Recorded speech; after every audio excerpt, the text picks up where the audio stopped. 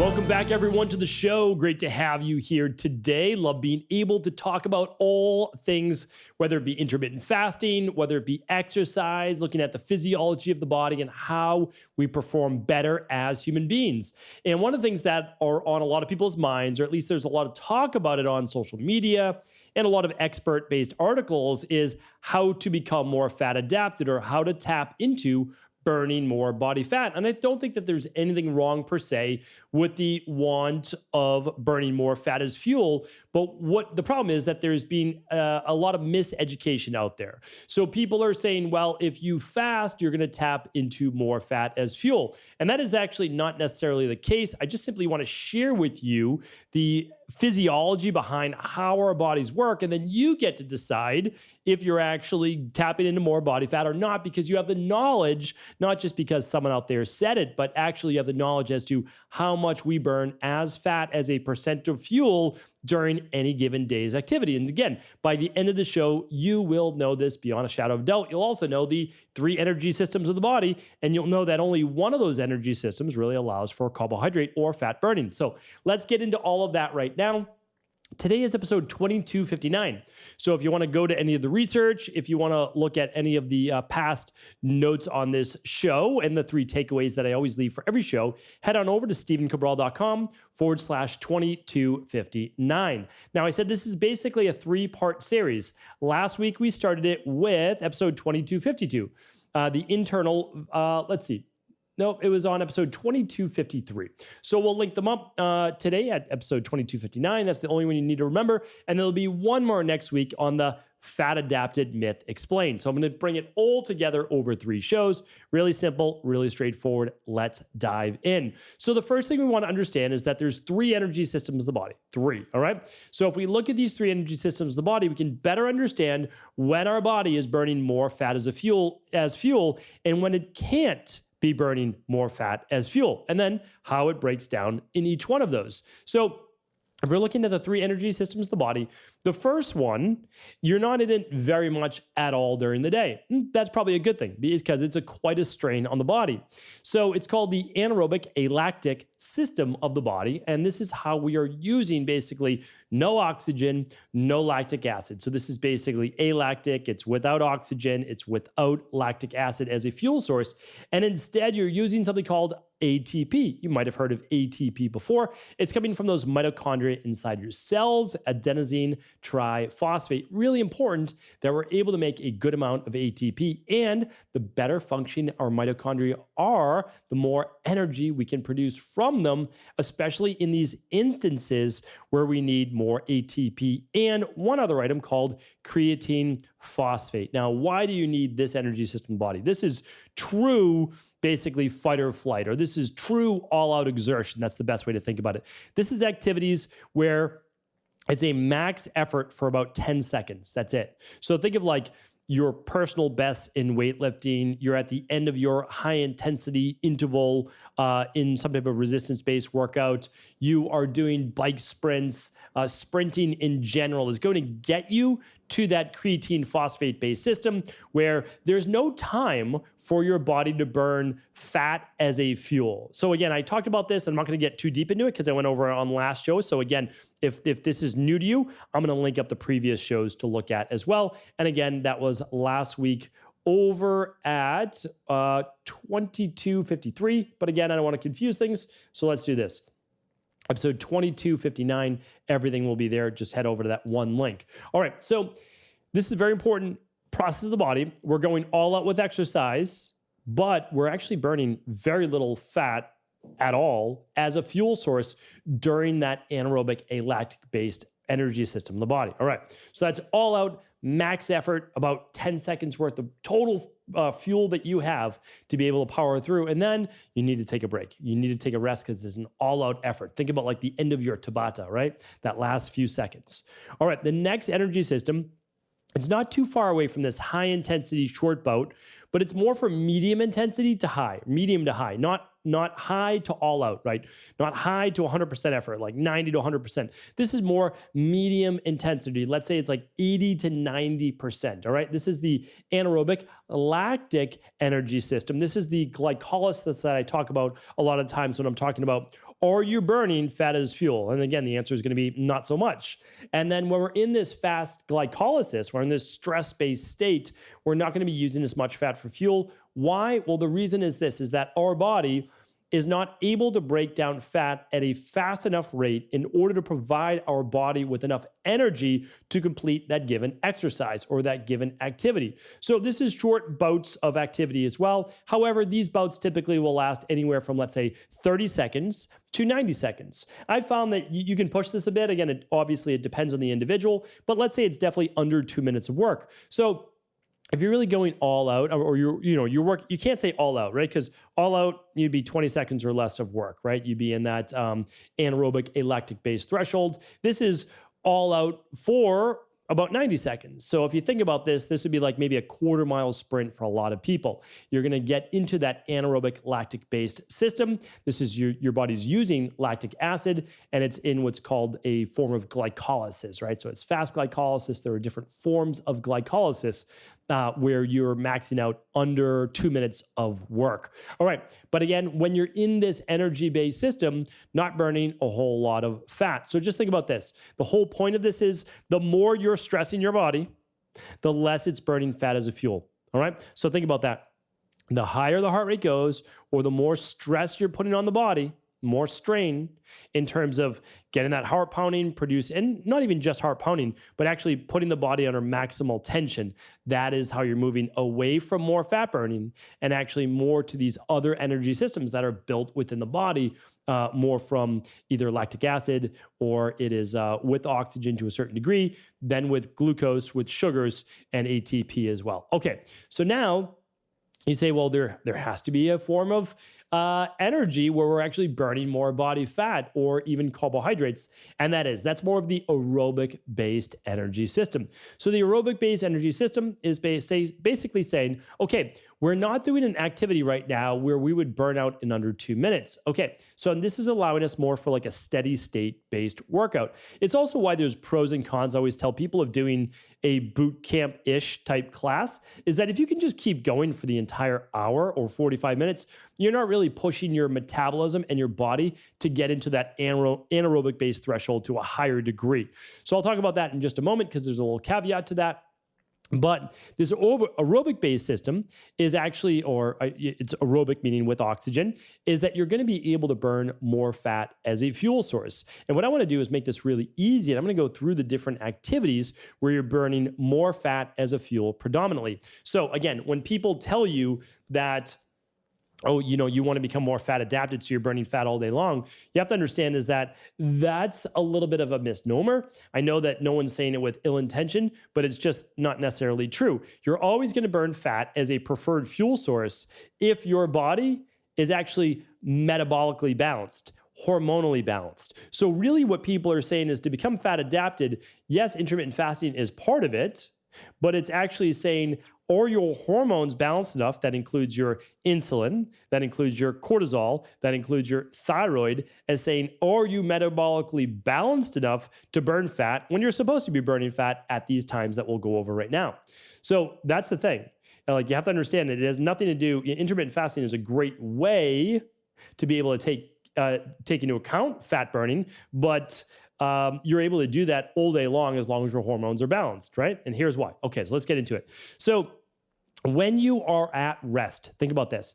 So your body is sleeping overnight or you're just seated. And even right now, even though I'm seated, I'm still speaking. So I'm a little bit away from that complete rested state. But when you are rested, you're burning about, again, these are approximations. It's going to obviously vary per individual.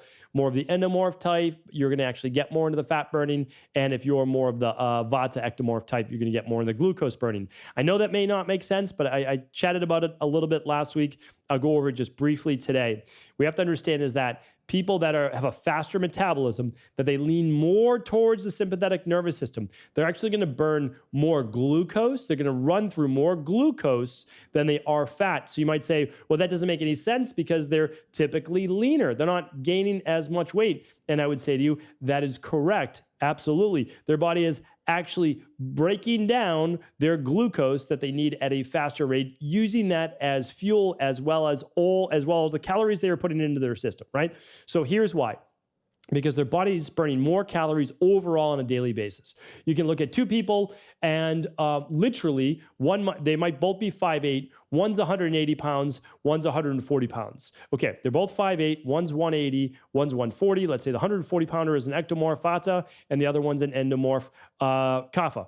Again, it is what it is. These are just constitutions and body types. All right, well, the 140 pounder might be eating 2,500 calories a day and the 180 pounder is eating like 1,500 or 1,600 calories a day, yet they still weigh 40 more pounds. Why is that? It has everything to do with metabolism and very little to do with becoming fat adapted. Again, it is about getting that metabolism stoked, and the ectomorph has a faster metabolism for reasons that I've spoke about on previous shows. They are burning more fat and sugar as fuel. They're burning way more calories overall than the endomorph counterpart, even though they weigh less. And the reason is, again, they weigh less because they also have a much faster metabolism. Okay, but I digress. Let's get back to the topic at hand. So here's the thing. When you're at rest, you're burning about 80% fat for fuel and about 20% glucose or sugar or carbs, however you want to look at it. Don't think of burning protein at all. Protein is being used to refuel the system, repair the system. It can be used as a sugar as needed. It can be broken down as a carbohydrate as needed. So let's look at it this way. When you're basically totally at rest, you're burning about 80% fat and about 20% sugar. And the reason why I'm like I'm like holding back a little bit of a chuckle here is because you're actually most fat adapted when you're sleeping. Right, that's the thing. It's like you're really fat adapted while sleeping at rest. The greatest percentage, now not the most calories burned, but the greatest percentage is coming from fat when you're completely at rest, right? So if you really wanted to become super fat adapted, you would just sleep all day long, right? But again, that's I'm doing a little tongue in cheek here, but that is the time of the greatest percentage of fat as fuel. Now again, it's also why we say if you don't have balanced blood sugar, you're going to have a difficult time tapping into fat as fuel, being fat adapted, as to someone else who has balanced blood sugar. So again, it comes back to metabolic hormones rather than just intermittent fasting. Intermittent fasting matters. It's super important. It can help with metabolic balance, but taken too far, especially a lot of intermittent fasting during the day, it can actually harm hormones as well because it can spike cortisol. It can lower thyroid. And I've chatted about this as well. And that spiking of cortisol can also increase insulin. And certainly if it's not well timed, we don't want that as well. All right. Now, the next thing, again, how can you, and this is something that we love to give our wellness clients. We like it for all people. It helps move the lymphatic system. And we definitely give it to people who want to become more fat adapted and also help better balance blood sugar. And that's walking. And here's why. 70% is coming from fat as a fuel source and 30% from carbohydrates. Now, again, I hear everybody saying, but high intensity interval training boosts the metabolism. I totally understand. I get it. I'm with you. Again, I'm with you on this. But if you're looking to burn more fat as fuel, right, and better balance blood sugar, I can tell you right now, I've seen in a clinical setting, people that do steady state cardio, which is my next one, and walking actually bring their blood sugar back to balance at a median level better than high intensity interval training. Why? Because you're tapping into the glucose that's needed. You can't tap into it in that anaerobic based threshold. So you could, when you're coming back down, you can, and that's why high intensity interval training can be so great. But again, most people that are metabolically imbalanced are already overly stressed. And by doing high intensity interval training, you're greater stressing the nervous system. And that includes cortisol, which may then drive down thyroid, especially in women. Okay, so walking can absolutely be great. Get your 10,000 steps a day. I mean, the truth is, it's absolutely amazing. Everybody should be doing it. You need to work up to it, but definitely do that. The next is cardio, steady state cardio. Again, I wrote steady state cardio off from like 1996 to 2006, probably even a little bit longer than that. And the reason I did is because my job was to help people transform their body in the fastest way humanly possible. That was it. That was like literally my job. Here's the nutrition plan. Here is the exercise plan. This is what we're going to do, and we're going to do it. And we did it really well. We did that really well. We were able to get people just results when they never thought that they'd be able to get those results again. And we did it without any steady state cardio. But then I increased my knowledge base. I opened my mind and I realized that there's more to life than body transformation. right? There's more to life than that. There's also being a healthy individual. And there's also more to life than being in your 20s and early 30s. Once you start to get up a little bit further in age, you need that cardiovascular balance to also balance the anaerobic based work, which is more of your resistance training, right? So now we have the aerobic based work, which is great for oxygenation of the body, great for circulation, great for blood sugar balance. And again, you're tapping into a good amount of body fat. So nothing wrong with that. Again, bodybuilders have known this for a long time too. They would do fasted cardio in the morning. I've got lots of podcasts on fasted cardio. If you want to check those out as well, you can always search them at stevencabral.com/podcast. And if you ever can't find a podcast, Michelle is amazing. If you want to ask, over at cabralsupportgroup.com, she's able to find all of those podcasts as well. All right, cardio, about 60%. Again, it will vary anywhere from 50 to 70%, but it depends on your baseline of exertion. The more you exert yourself, remember, the more you exert yourself, the less you're burning in terms of body fat. So steady state cardio, about 60-40. Again, tapping into more body fat than your glucose levels. And for a lot of people, this could be a big benefit. I know there's going to be a lot of people who try to twist this show into what it's not. This is a benefit for those people that are truly looking to better balance their overall metabolic hormones and understand that there's a lot of misinformation being spread in the space. I'm just trying to balance it out. You already know the other side. Let's listen to both sides of the argument, right? All right, body weight training. So this is now starting to exert yourself, but it's not between really the 3 and 8 reps, right? You're probably closer to the 15 reps, maybe 20 reps or so with body weight exercises, sometimes even more. It's about a 50-50 split.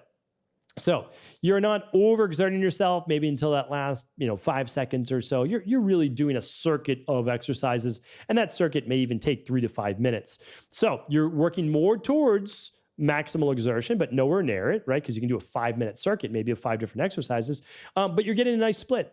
You're getting some of the anaerobic work and you're getting some of the aerobic work. And you're getting some aerobic work because you can go for more than 90 seconds, right? All right, so that's a big part of it. Now, as we start to get to higher intensity interval training, or we start to get more towards maximal exercise weightlifting, we're getting more towards that third, like 1/3 carbohydrates and now more on the glucose end of it, because simply put, glucose is a faster fuel source than oxidizing or breaking down body fat and fatty acids. It's just a faster fuel source, and that's the bottom line. So again, the reason why I did this show here today, and let me just add the last part. So again, and then you don't really drop too much below that, and the reason is that as you start to, with this high intensity interval training, tap more into glucose, and then eventually like no oxygen, and then using the ATP and creatine phosphate part of the system.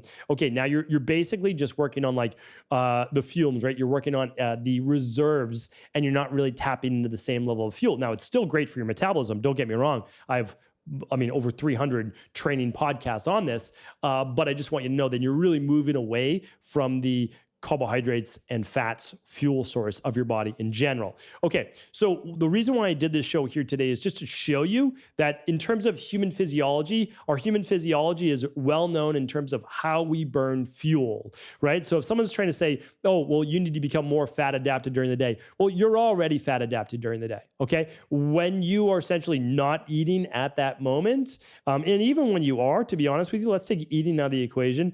During the day, if you're just at your desk and you're just kind of moving around, walking around, you're still burning 70 to 80% of your fuel from fat. And you might say, well, how is that possible? Because I keep starting to add fat. Well, that's what I'm going to talk about more next week, right? Because your body takes the calories that you're not using and it stores them as fat, right? So you can be burning fat, but you can actually be storing more fat. More on that next week as we start to pull everything together. But just understand that you are fat adapted due to the exercise and exertion you are putting your body through.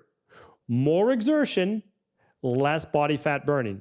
Again, you can boost your metabolism, not just through stress, but through specific exercises, yes, right? But the less exertion, believe it or not, the more percentage of fat that you're tapping into. So we do our workouts for maybe 30 to 60 minutes a day. Great. Maybe we do a sauna for a little time. That's exertion of the body. That works too. Fantastic. But the rest of the time, you're burning fat predominantly as a fuel source. I'm just throwing that out there. That is exactly how it works. And if you're not tapping into as much body fat as you would like, It is a metabolic hormonal issue. Don't let anyone tell you otherwise. All right. We'll be talking about that more next week. Thank you so much for tuning into the show. I appreciate you. If this was helpful, please let me know in the comments, right on YouTube, right on Instagram. I appreciate your feedback and happy to answer your questions. Thanks, everyone. Take care and talk with you soon.